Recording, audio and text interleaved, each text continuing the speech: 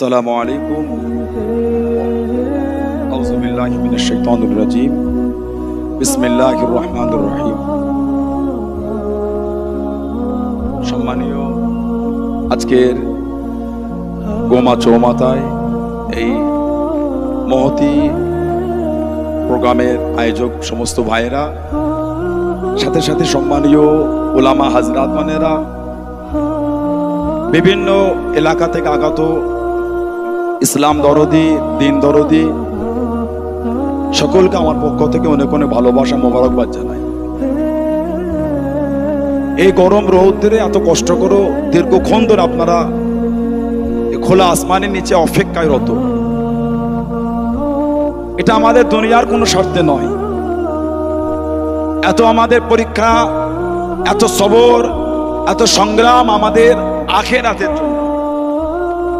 কোরআন শরীফে আল্লাহ পাক ৩য় নম্বর সূরা সূরা আল ইমরানের মধ্যে আল্লাহ পাক ৯২ নম্বর আয়াতে জিকির করেছেন, লান তানালুল বিররা হাত্তা তুনফিকু মিম্মা তুহিব্বুন। আমার নবী পাকের একটা সাহাবী ছিলেন হযরত আবু তালহা রাদিয়াল্লাহু তাআলা। মদিনা শরীফে সবথেকে খেজুরের বাগান ওনারই বেশি ছিল, কিন্তু প্রিয় বাগানটার নাম ছিল বাইরুহা। আর যেই বাগানের মধ্যে একটা কুয়া ছিল, বীরহা নামক কুয়া, যেই কুয়া থেকে আল্লাহর নবী সাল্লাল্লাহু আলাইহি ওয়াসাল্লাম ওই কুয়ার কাছে গিয়ে নিচে হাতে পানি তুলে পান করতেন। আল্লাহ পাক যখন কোরআন শরীফের এই আয়াতটা নাজিল করলেন, লান তানালুল বিররা হাত্তা তুনফিকু মিম্মা তুহিব্বুন, হযরত আবু তালহা রাদিয়াল্লাহু আনহু বলে, ইয়া রাসূলুল্লাহ সাল্লাল্লাহু আলাইহি ওয়াসাল্লাম, হুজুর আমি এই আমার খেজুরের বাগানটা আল্লাহর রাস্তায় আপনার কাছে দান করে দিলাম। আল্লাহর নবী বলে, আবু তালহা এটা অনেক দামি বাগান। ইয়া রাসূলুল্লাহ, হুজুর আমি দান করে দিলাম। আল্লাহর নবী বলে, আবু তালহা তোমার এই দান আল্লাহর দরবারে জমা হয়ে গেল।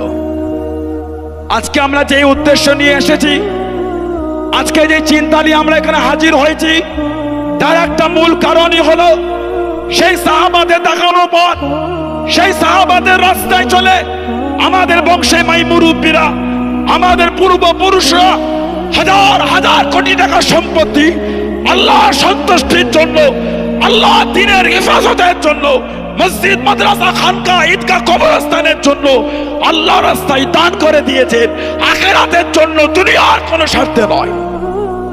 আজকে আমরা দেখতে পাই কেন্দ্রীয় যে সরকার রাজ করছে,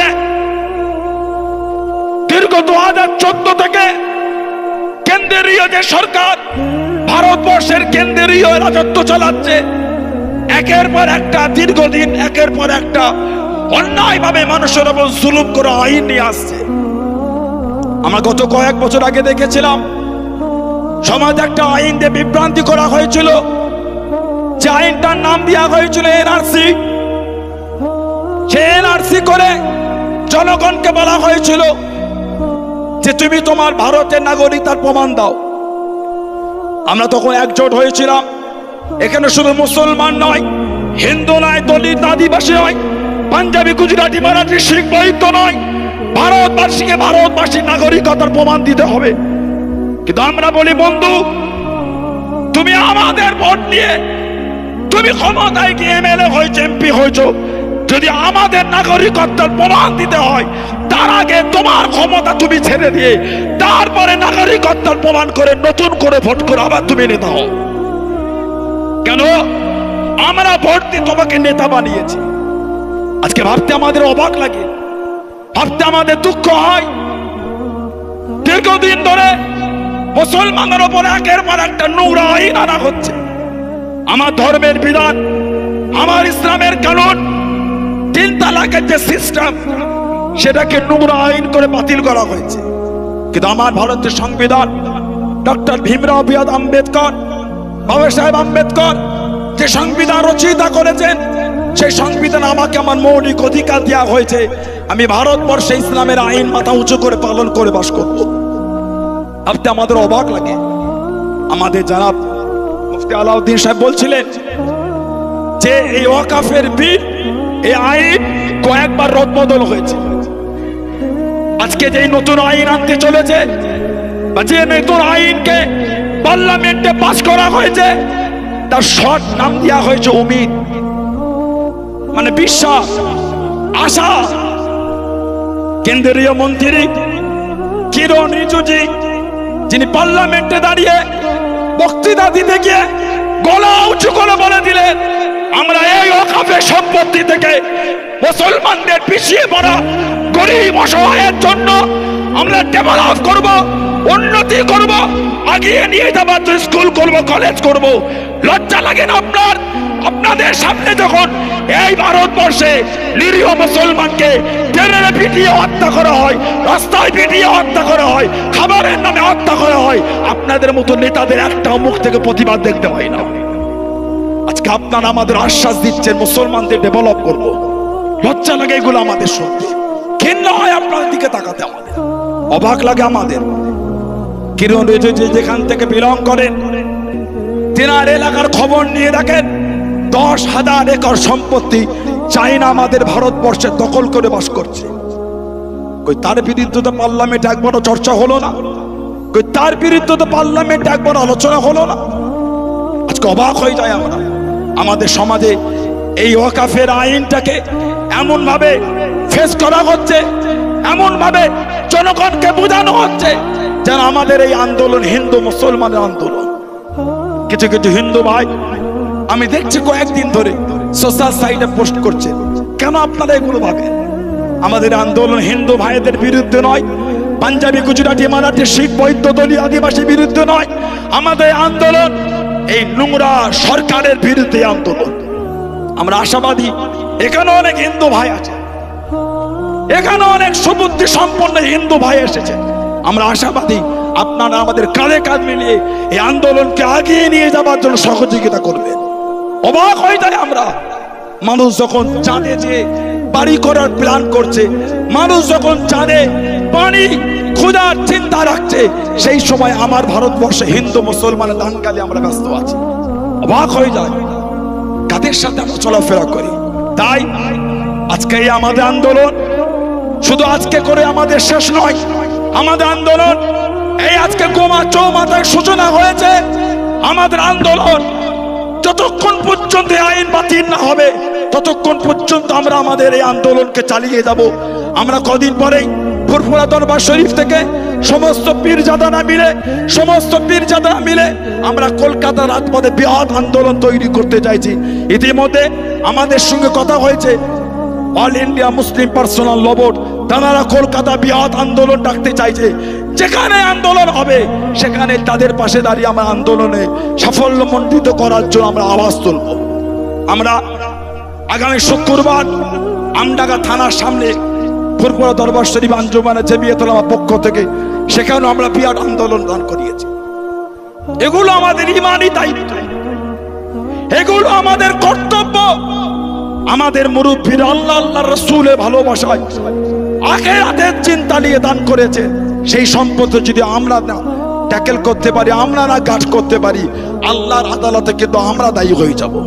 তাই এই ঈমানি দায়িত্ব নিয়ে, এই ঈমানি দায়িত্ব জায়গায় দাঁড়িয়ে আমরা আমাদের দায়িত্ব পালন করব। আর আমরা আমাদের সমাজের, আমরা আমাদের এলাকার সম্প্রীতিকে বজায় রাখবো। যারা চেষ্টা করছে অশান্তি করতে, তাদের নোংরা চিন্তা থেকে আমরা দূরে সরে আসব। তাদের নোংরা এই চিন্তায় আমরা পা দেবো না।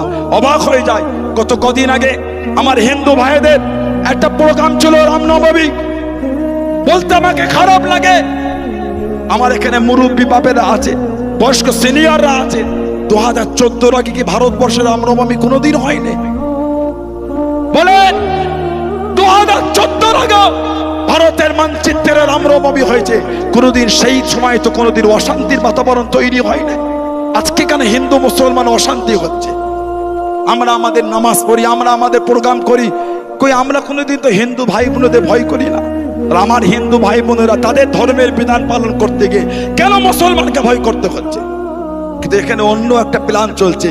এখানে প্ল্যান চলছে নোংরা বার্তা সমাজে ছড়িয়ে হিন্দু মুসলমানের দাঙ্গা লাগানো একটা প্ল্যান চলছে। তাই আমরা শিক্ষিত সমাজ, সুবুদ্ধি সম্পন্ন জনগণ, আমি হিন্দু মুসলমান সবাই কাছে অনুরোধ রাখবো, আমাদের এই সমাজে সম্প্রীতি না অটুট থাকে, দাঙ্গায় রূপান্তরিত না হয় এই নোংরা নেতাদের চক্রান্তই, সেদিকে আমরা লক্ষ্য রাখবো। সাথে সাথে আমরা আমাদের সব থেকে বড় যেটা হাতিয়ার, সেটা হলো আল্লাহ পাকের কাছে দোয়া। এর থেকে বড় জিনিস আমাদের কাছে আর কিচ্ছু নয়। আল্লাহ পাক বলে উদউনি আস্তাজিব লাকুম, আমি আল্লাহ আমার কাছে যাও, আমি আল্লাহ তোমাদের দেবো। তাই আমাদের এই বড় হাতিয়ার, আমরা দোয়া আল্লাহর কাছে চাইবো নামাজে, নামাজের পরে খালেস দিলে দোয়া, সাথে সাথে আমরা আর একটা খুব কষ্ট, খুব বেদনা, খুব দুঃখ নিউজ নিয়ে আমরা আগে আছি, যেটা হলো গাজা প্যালেস্তাইনে যে চিত্র আমরা দেখতে পাই, আমাদের এই চিত্র দেখে দেখে সহ্য হয় না। গত 2 দিন আগে আমি একটা ভিডিও দেখেছিলাম, ইসরায়েলের হায়নাদার প্যালেস্তাইনের উপর একটা বোম ফেলেছে, সেই বোম ফেলার কারণে মানুষগুলি তুলোর মতন উড়ছে। এই ভিডিওগুলো থেকে আর আমাদের সহ্য হয় না। তাই সবার কাছে আমার অনুরোধ, এই ওয়াকাফ বিল কালা কানুন যেটা নিয়ে এসেছে সেটার বিরোধিতা করা, সাথে সাথে তাদের জন্য খালেস দেন একটু দোয়া চাওয়া, তাদের জন্য চোখ ভরা পানি এলে দোয়া চাওয়া, এই বার্তা, এই আশা আপনাদের কাছে রাখবো। আমি দীর্ঘায়ু করব না, কেন আসরের নামাজ এখন আমাদের পড়া হয়নি, আর অনেক ওলামারা আছেন, সবাই বলার সুযোগও পায়নি। একটাই কারণ, যাতে আমাদের আসরের নামাজটা কাজা না হয়ে যায়। আমি দীর্ঘায়ু করব না, আমি সকলের কাছে আশাবাদী, যেভাবে কাঁধে কাঁধ মিলিয়ে আজকে আপনারা আমাদের ডাকে সাড়া দিয়েছেন, এবং যেই ভাইয়েরা এই উদ্যোগটা নিয়েছে, আশাবাদী আপনারা তাদের পাশে থাকবেন। আগামী দিন ডাকলে আবার আপনারা এগিয়ে যাবেন। আমাদের এই ধরনের প্রোগ্রামগুলিকে সুন্দর করে সাফল্যমণ্ডিত করার জন্য কাঁধে কাঁধ মিলিয়ে আমাদের সাথে মিলে সুন্দর করে এগিয়ে নিয়ে যাবেন, এই আশা সকলের কাছে রেখে সকলকে অনেক অনেক ভালোবাসা, মোবারকবাদ জানিয়ে, এবং আজকে আমাদের এই আশাকে আল্লাহ কবুল করে নেন। আল্লাহ পাক আমাদের এই আশাকে কবুল করে আল্লাহ আমাদের আখিরাতের জন্য আল্লাহ নাজাতের জারিয়া করে দেন, সেই দোয়া আল্লাহ পাকের দরবারে চেয়ে আমি এখন দোয়ার মধ্যে দিয়ে সমাপ্তি করব। একবার সকলে দুরূদ শরীফ পড়ুন, আল্লাহুম্মা সাল্লি আলা সাইয়্যিদিনা। ছোট্ট করে তিলাওয়াত করবে, তারপরে দোয়ার মধ্যে দিয়ে আজকে মাহফিল শেষ হবে। أعوذ بالله من الشيطان الرجيم بسم الله الرحمن الرحيم قل يا أيها الكافرون لا أعبد ما تعبدون ولا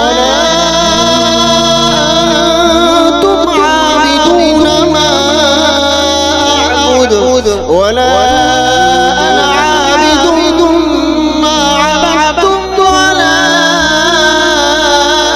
أنتم عابدون ما أعبد لكم دينكم ولي دين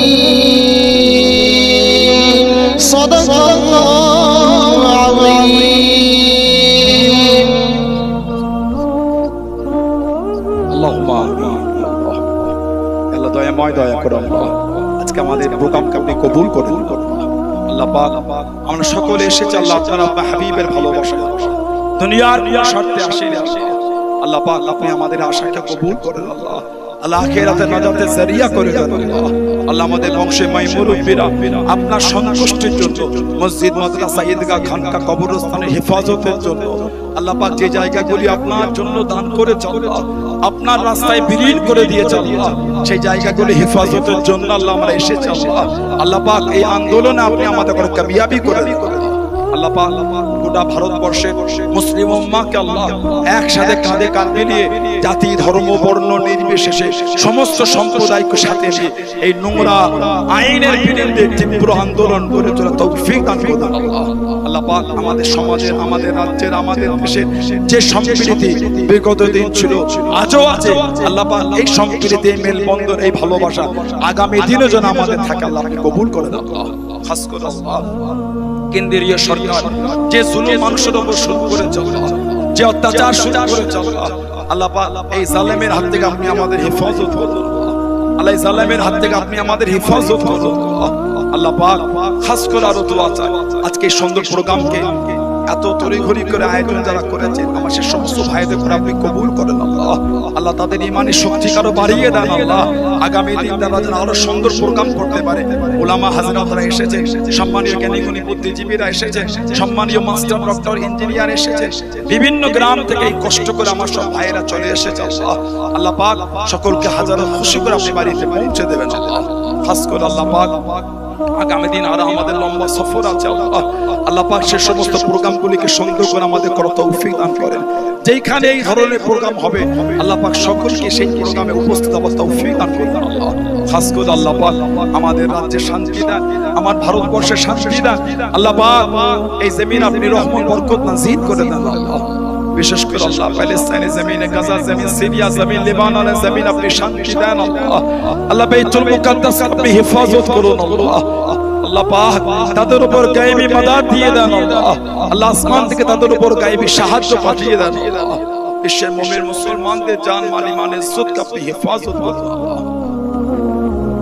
যারা আশা ভরসা নিয়ে হাত পেতে চান আল্লাহ, প্রত্যেকের দিলের নেক আশাকে আপনি কবুল করে দিন আল্লাহ।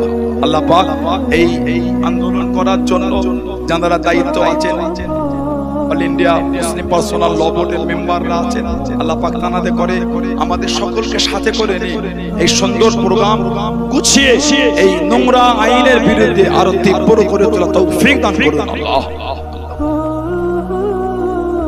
আল্লাহ আমাদের প্রত্যেকের দোয়া নবী পাকের নূরের কদম শরীফের ওসিলায় কবুল করুন আল্লাহ।